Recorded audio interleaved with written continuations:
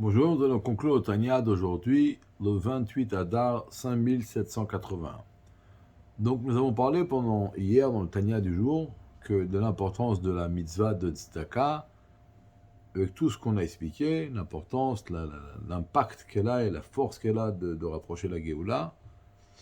Mais là, l'Admor Aken dit qu'a priori il y a une contradiction, parce que dans la Mishnah qu'on dit tous les matins dans les brachot, là-bas on dit que l'étude de la Torah équivaut à toutes les mitzvot. Talmud Torah keneged kulam.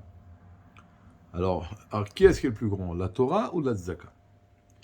Alors, il ne va pas répondre à la question vraiment aujourd'hui, ce sera plus Shabbat.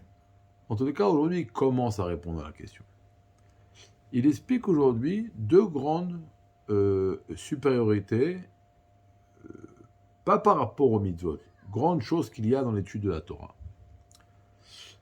Lorsqu'on étudie la Torah, par exemple, j'étudie une Mishnah qui dit qu'il y a un taureau qui a encorné une vache, et on va trouver à côté de la vache son bébé, et on a un doute, est-ce que le bébé a été tué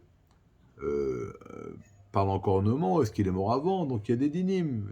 Combien le propriétaire de la vache devra payer au propriétaire du taureau, au propriétaire de la vache, etc., etc. Lorsque j'étudie cette Mishnah et je la comprends, qui l'a compris? Mon intellect.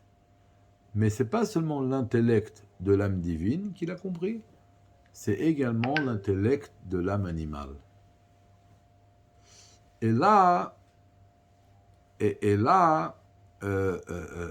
donc on a une chose extraordinaire. On a un côté stratégique extraordinaire.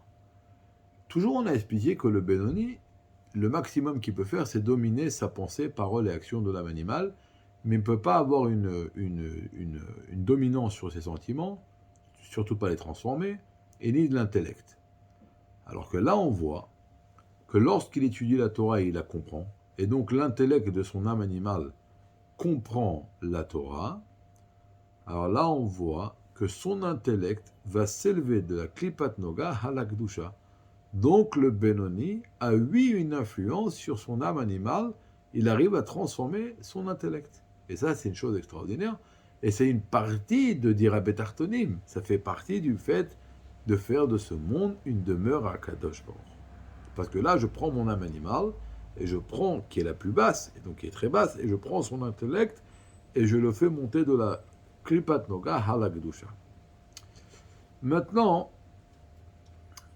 dans les sentiments, c'est beaucoup plus dur, parce que c'est écrit dans la Kabbalah que le cassement, la brisure des réceptacles dans le monde de Tohu était essentiellement dans les sentiments. Donc le mal qu'il y a dans les sentiments de l'âme animale est beaucoup plus fort et beaucoup plus intense que celui qu'il y a dans son intellect.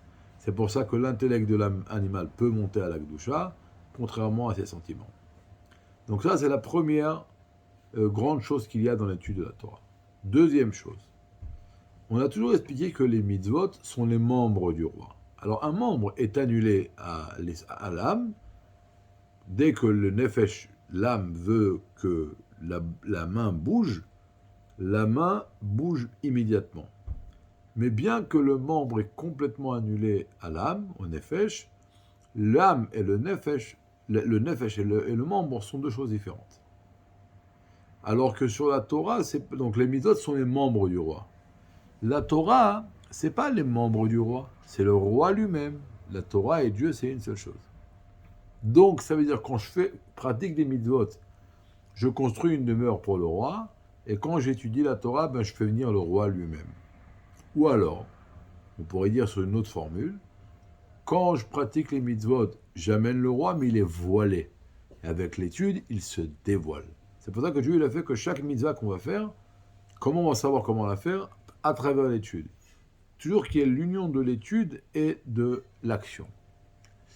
Maintenant, donc le dévoilement divin que je vais ramener sur moi-même, je vais attirer, je vais faire résider sur moi lorsque je vais étudier la Torah, il est beaucoup plus haut, sans aucune commune mesure, du dévoilement que je vais amener sur moi lorsque je vais pratiquer une mitzvah. Et là, c'est la grandeur de l'étude de la Torah.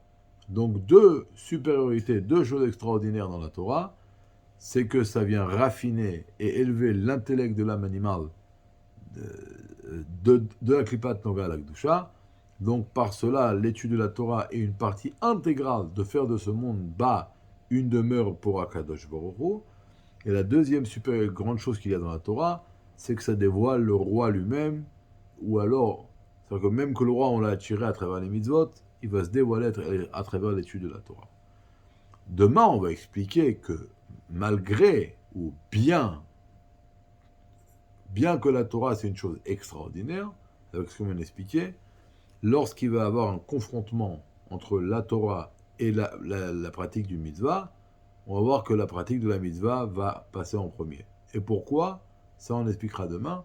En tout cas, aujourd'hui, on a expliqué deux choses extraordinaires sur l'étude de la Torah, deux choses avec lesquelles on doit vivre aujourd'hui, que l'étude de la Torah, ça raffine, ça élève l'intellect de l'âme animale de la Klipat Noga Halak Kedusha, et ça vient également dévoiler le roi lui-même, chose qui ne peut pas avoir lieu avec... C'est pas la même intensité avec les mitzvot. Donc aujourd'hui, on va vivre avec le Tanya d'aujourd'hui, essayer d'étudier au maximum la Torah et se rappeler qu'à ce moment-là, on raffine, on élève l'intellect de l'âme animale et on dévoile le roi dans le monde.